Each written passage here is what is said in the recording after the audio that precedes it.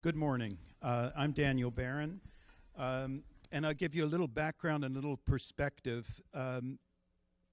I was a winemaker, the director of winemaking at Silver Oak and Toomey for 22 years. Long prior to that, I received a master's in horticulture from Davis back in the day before there was a viticulture and enology degree. The old-timers in the room remember we had to choose between fermentation science and horticulture. So I come to winemaking through the perspective of a viticulturist. And full disclosure, I should say that I am currently enrolled at the University of Bordeaux in a diploma on pruning that is a joint venture between the ISVV, the Institut de Sciences de Vigne et Vin, and the University of Bordeaux, and Simonet and Cirque. And I am currently in my semi-retirement, more semi than retirement. I'm helping Simonet and Cirque with outreach. What I'd like to do is kind of give you a perspective, because I discovered Simonet and Cirque in this same kind of format in 2016, and my head really hurt after the presentation, so I'll warn you in advance. Those of you who haven't seen this, your heads are going to hurt, so just kind of bear with it. But what I found similar, I started working with Fruition about 10 years ago, and what I see similar with Fruition and Simonet is that in both situations you're listening to the vines, and you're achieving your goals in the vineyard by paying attention to what the vineyard is telling you. In the case of Fruition, you're using really high-tech apparatus to read what's going on in the vineyard. And with Simonet and Cirque, you're going, very low-tech. I mean, it's basically safety glasses, gloves, pruning shears, and that ever-popular pruning device, the chainsaw. That's used more in the evaluation of vineyards. And I do have some old-fashioned notes, so I keep on track. So these guys, Marco Simonet on the left and Pierpaolo Cirque, started working over 30 years ago because they saw decline in the longevity of vineyards. And over that 30 years, they've worked with universities and research facilities pretty much all over the world, but primarily Italy, France, Germany, and Australia. They've done private experiments, and they've distilled all this down into a pruning method. So these are the take-homes that you should be looking for as we get into more detail. So distilled it into pruning method, come up with customized approach. That's where the chainsaws come in. They come in and evaluate vineyards and customize these basic pruning principles they've developed all over the world into a customized approach for vineyard. And then the part that I think is as important as the pruning is they've also distilled their teaching, because they've been commercial with these techniques since 1998. They've dissected thousands of vines. They've also taught thousands of people how to prune. And they've really got this into a very refined methodology of transmitting and communicating this information. And one of the things I find really important here in California is they do it in Spanish.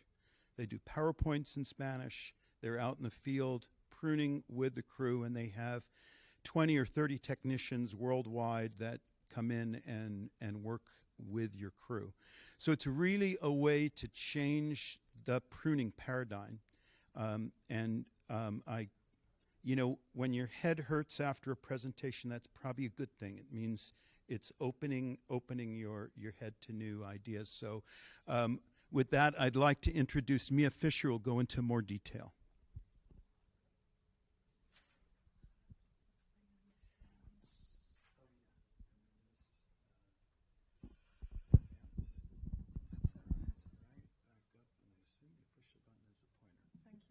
Thank you, Daniel. Thank you, everyone. There we go. We work all around the world, and we've been able to observe two types of usual pruning practices in both cane and cordon. Primarily, we see the return cut in cane, which is a case in which the designated area that the plant has been given to grow into, it has outgrown that space, and as we can see in this plant, the cane becomes difficult to wrap. We leave a spur at the position that we desire to go back to, making a return cut. And what's important to see in this return cut is ultimately the diameter of the cut, the exposed area, that is the surface area of that exposed area. Over time, we are forced to have to make more than one return cut in that area. And what we start to see is heterogeneity, not only on the vine, but also in the vineyard. And we can see that little one over there, sorry. That was the original format that we were wanting to establish in the plant structure. We can anticipate that with this heterogeneity, there will also be heterogeneity within the production, our fruiting cane, our canopy, our growth. So that's the one style that we see in cane. The other style is crowning, which is referred to with regards to many localized cuts in one area. Here, for example, the pruner randomly approaches the plant, selects a fruiting cane based on health, possibly position, and also ease of wrapping. It's a random selection. There isn't really a strategy or an approach to it. Over time, we make many cuts in one area, and our options, we can see that this starts to accumulate in the plant structure. Over time, we also see that we start to run out of options. At this point, we may choose to intervene. Or alternatively, we are forced to re-establish the plant structure with a new trunk. No doubt, having to make another big return cut. So in both cases, we're seeing we are forced to make a relatively large cut on the plant structure. In cordon, we see a similar style of pruning. Again, with trellis vines, we are allocating to the plant a specific area within the plant where the plant is allowed to grow.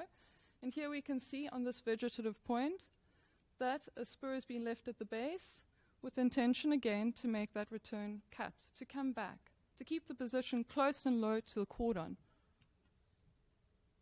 And sometimes that return cut is made close to the vegetative point or the future spur, and we feel potentially at this point that we made a good decision.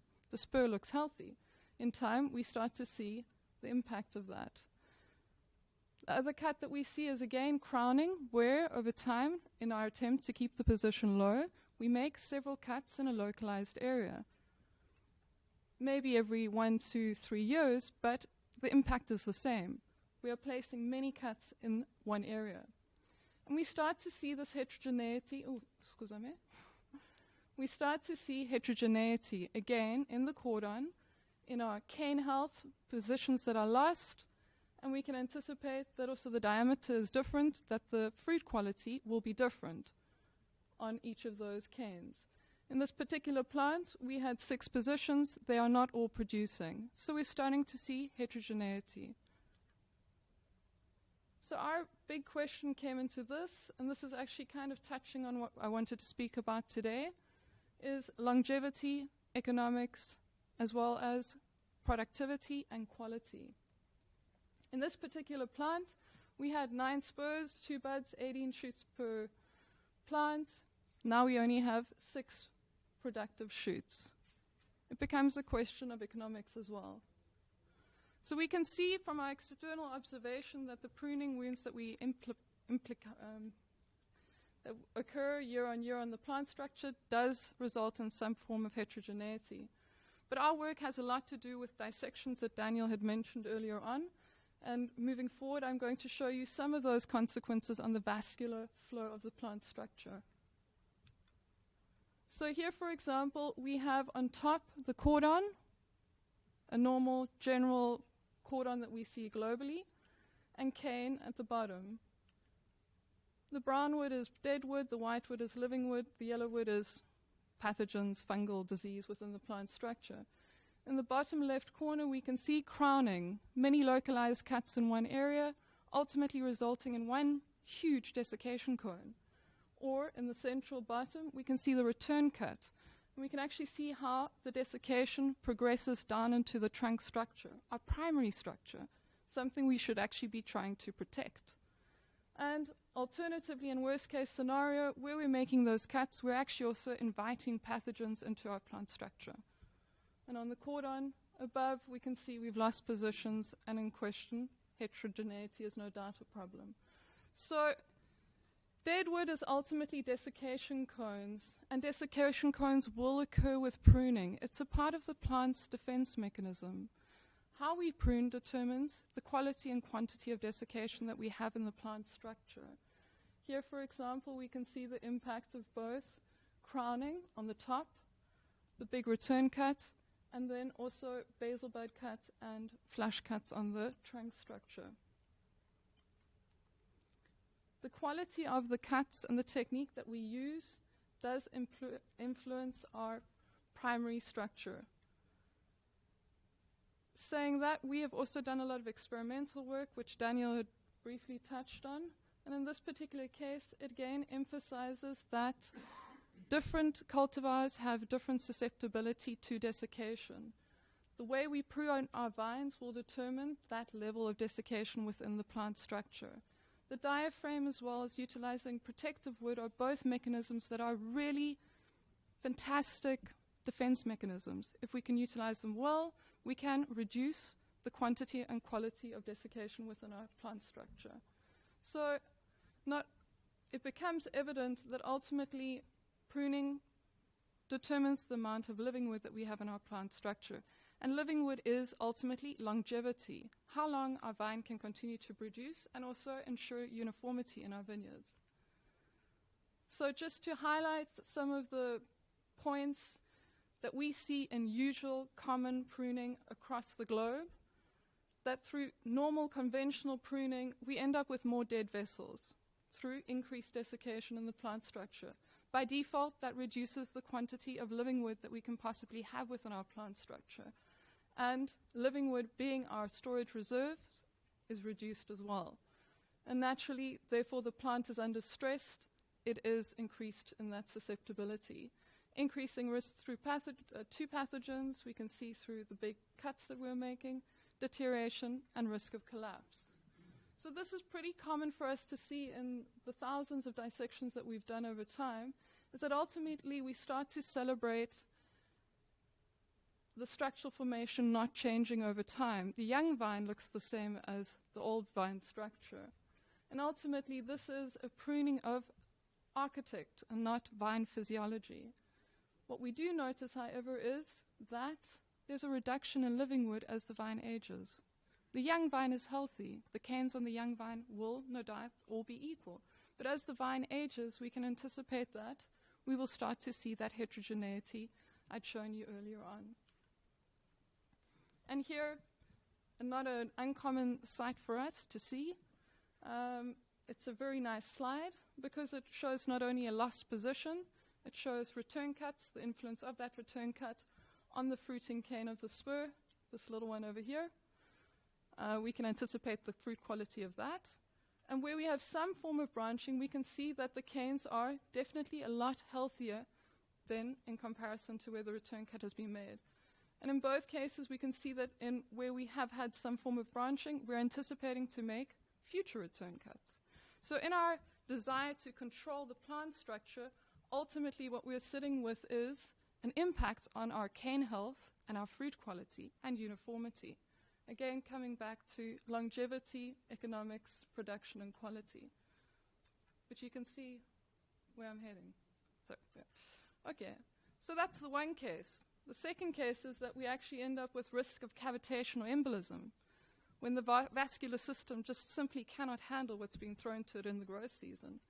And the third case is, worst case scenario, we actually end up with trunk disease within the plant structure. Here we can see, there we can see big return cut was made to control the growth. We felt that the plant had outgrown its space. The big return cut was made on the left-hand side of the plant structure. The pathogen got in. The pathogen is safe.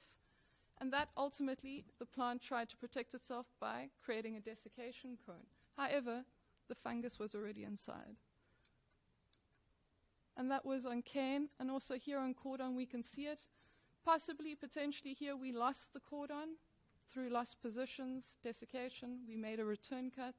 But in both cases we can see that we have invited that fungus into the plant structure through the quality of cuts that we're making.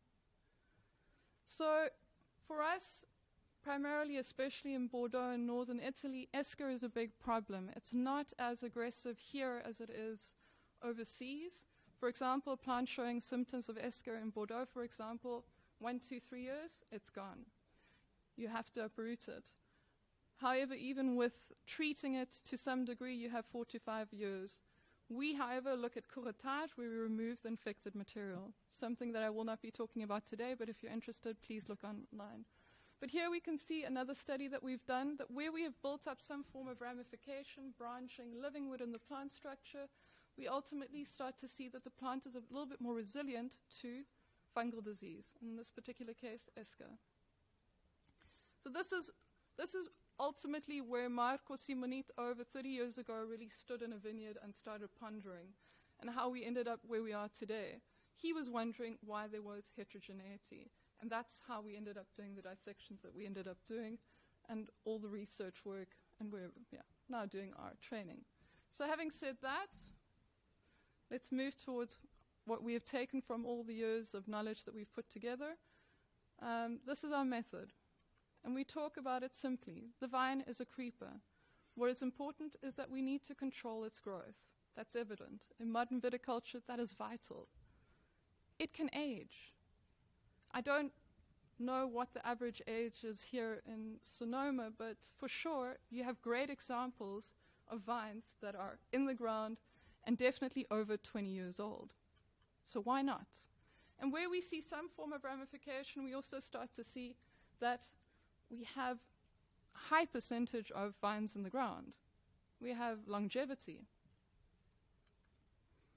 And this is an example from up on the hill. I assume the hill's up there. I don't know my orientation. But it's possible. We see a minimal percentage of new vines planted. So where we have some form of ramification, controlled ramification, it is evident that we can keep our vines in the ground. So taking the head pruned vine structure, ramification is also referred to as branching. We have taken that knowledge and utilized it in both cane and cordon. And for us, one of the key elements is controlled branching, working with the chronological sequencing of the vine, but also respecting the space available for it to grow. It doesn't help if we have excessive growth. We end up having to make the big return cut. We want to avoid having to make the big return cut on the plant structure. So in this case, we can see that where on the left-hand side, traditional pruning was employed, big return cut and some cross cuts, but versus, for example, our method where we utilize some form of controlled branching. And here again on the cordon, it is possible. What is the problem if we grow 1/4 of an inch a year? We're looking at small growth per year, and also taking into the architecture of the vine structure. Cutting technique is vital, I might add, on the cordon, and where we position our cuts. So in this example, for example, this is a monolateral cordon, so they're all going in the same direction. And it's a nice system because ultimately we start to separate the cuts. All the cuts are kept on one side, and we create space on the bottom side of the cordon to build up living wood. But when you get to this point, this is when it truly becomes fun, because the pruner becomes the architect. They truly understand what the objective is and where we're heading for in the future. So the second point that we look at is respecting the vascular flow of the plant. It is vital for us to respect this because ultimately that is where we get optimum ripening and uniformity in our clusters and our fruits. And we can do this through separating the desiccated area from the main sap flow. So we create space for living wood to grow. So by separating our cuts, we ultimately create the best possibility for a vascular system from the leaves down to the root structure. And in this case, we can see a lovely example of, on this particular situation, on the left-hand side, some cuts made on top, respecting our method in some regard, and on the right-hand side, big return cut, cross cuts. I ask you what we will find inside. Oops. And we can see that where we have some kind of approach with regards to positioning of our cuts in the plant structure, there is less problems within the plant. This is a normally pruned 16-year-old Sauvignon Blanc. On the left-hand side, it's not pruned according to the method, but we can see that in the future, due to that return cut, the recovery of one side of the plant becomes problematic. It is important to try and build up, on both sides of the plant structure, living wood. Living wood, in some ways also, if built up correctly, prevents desiccation further into the trunk structure.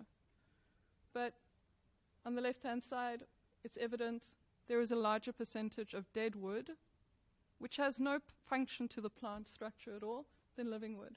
So here, for example, this was an example of a vineyard that we visited. Return cuts made close to the productive point. Canes are looking healthy.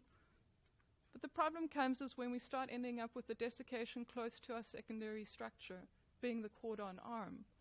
We can anticipate if we keep on compounding it with cuts, that will just become more aggressive over time, resulting in some form of heterogeneity. However, same vineyard, so this is not pruned in our method, but we just found two good examples, where we utilize some form of branching, and per chance, we also have utilized a good sequence of cuts, keeping all the cuts on top. We build up good, healthy living wood. Between those two positions, I hedge my bets on this one rather than the one that we previously saw in the next few years. Okay, so again, pointing to really optimizing the sap flow in the vascular system to allow our plant to provide for us year on year. So I'm going to speed up a little bit because I think I'm going to run out of time soon. So here we've got a head-pruned vine that was started in our method 12 years ago. I love this picture because ultimately we can see that it was a bit gnarly in the beginning. There was a lot of desiccation. Who knows? Maybe people weren't feeling that optimistic when they saw it. But here, for example, a spur was left and we started to build up living wood, and we are able to convert and restructure a vine if we start to change our approach. It is very important that we start to change the way that we approach pruning, because we determine, as the pruner and as the owner of properties, how long our vines will remain in the ground, ultimately through the decisions we make year on year with pruning. So another element is small cuts, keeping all the cuts on the same side, and also looking at cut quality. For us, crown buds, or the whorl of crown buds, are very important as a defense mechanism in the plant, and also utilizing protective wood, which is where we create space for the desiccation of the plant to grow into without actually damaging the primary structure. So we, in this way, control how much desiccation ends up inside the plant. Something that I'd like to add quickly here is that the proportion of protective spare wood, respect wood, whichever you want to call it, that we leave is dependent on country, cultivar, various conditions. So, and yeah, different varieties are more susceptible to desiccation than others. So we start to see an evolution of structural change. The young vine looks nothing like the old vine. However, that old vine will probably be in the ground longer than the one we saw previously. And we start to celebrate the percentage of living wood, and we would no doubt see more uniformity and consistency in these vines than what we did previously in the evolution of dead wood. So we also have done some experimental field work. I'm going to rush through this. Please feel free to look at this later. So here's Merlot that was pruned in the Simon and Sierre method versus traditionally pruned. First of all, when we look at these two plants, and it's not just one plant, it's blocks that we prune year on year. But in this particular case, we can see that the quantity of bunches is more, where the method is utilizing the buildup of living wood in the plant structure, as well as the weight. We start to see uniformity in our bunches. We can anticipate that the quality of the bunches on the left-hand side are quite different to that of the right. But what's important for us to also look at is the amount of positions we've managed to retain, the diameter of our canes, lignification. This all adds up to uniformity versus heterogeneity. We didn't just do it with one cultivar, we went ahead and did it with another, and we did it on cane and cordon. For us, it's important to show how our method can work in any type of training system. So here, for example, the difference is not really huge in terms of the number of bunches, but in the weight it is definitely. And also in the cane quality. We can anticipate in the future on the right-hand side with the traditionally pruned, we probably at some form will have to make a return cut to bring the structure down because wrapping the cane becomes problematic. But saying that, I digress. So doing that, I'd like to show you some more data in traditionally pruned vineyards versus 2 channels, bilateral, cordon, or 1 channel. But we start to see the same similarities in that the bunches are bigger, more uniform, and more consistent in terms of cane health and all the rest. Please feel free to look at this later. I'm just going to skip through this quickly. And again, we did it in cordon. And we see that the average bunch weight is more. The bunches are healthier, and it becomes easier to understand having you now seen what is internally happening within the vine structure. So for us, impact of trunk disease is also very important. And here we did a study at Bella Vista, a winery in Italy.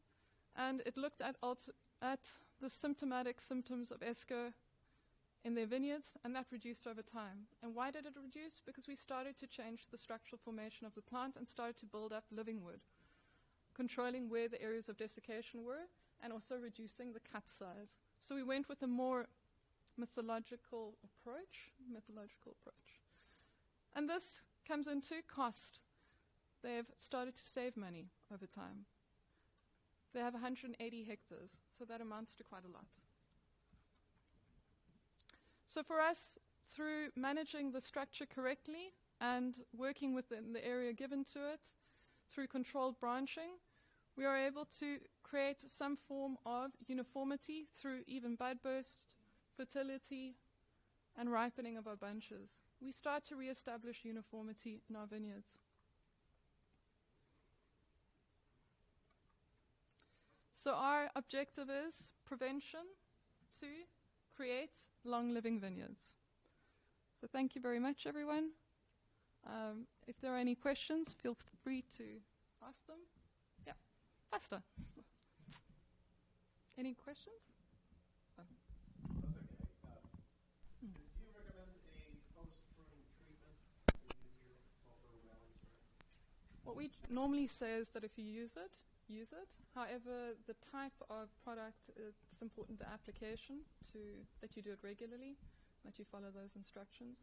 But what we have seen is that where latex product is used, what ultimately results is that moisture is formed underneath that layer, and it creates a good breeding ground for pathogens. So depending on the product, how many times you apply it, continue to do so.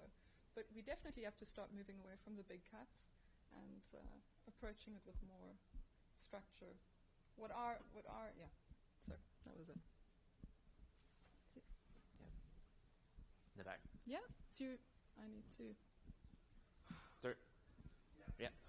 Do you have any English language reference materials available regarding your technique in lieu of having somebody come out to personally train us? So we do actually have a team who work here in the USA. We have 2 books, a book on Guyot and on cordon. However, they're in Italian and French, which doesn't help you. We are translating the cordon now to English. When that will be released, I'm not sure, but let's say in the next year or 2. But feel free to reach out to us, myself or Daniel, and we will happily come speak to you more. You reported with your method that you had larger cluster weights or increased cluster weights. Is that cluster weight due to increased berry number per cluster or berry weight per cluster? I'm not sure. I ask because it makes a distinct difference in the final result in the wines. I'm not sure. To be honest, I'm not sure. I think that depends on cultivar and circumstance. However, what we do notice is that through improving the vascular system of the plant structure, we are more in line with the true genetic expression of the vine. So you you're more in line with what it was initially meant to be. Any last questions for Mia? Do you want to? Okay. contribute? Daniel has a couple of last words, so. Thank you, Mia. I thought it would be interesting to just kind of toss this out for anyone who is currently a Simonet and Cirque client. At Silver Oak, we became big fans of PhysioCap, which is one of the Fruition products. But one of the things we never did was compare over time. So one of your options with PhysioCap is what Thibault calls the wood index, which I prefer to think of as biomass. And I think it would be interesting to use PhysioCap to track the changes over time between a traditionally pruned vine or vineyard and a Simonet style vineyard. I think it would be because I think we can anticipate, as Mia has shown, with more homogeneity and less loss of spur positions, particularly in a cordon, that you would see an increase in biomass over time, and then it should probably level out. Anyway, I appreciate your attention, and as Mia said, any questions, we'll be around at the coffee break, and thanks for being here.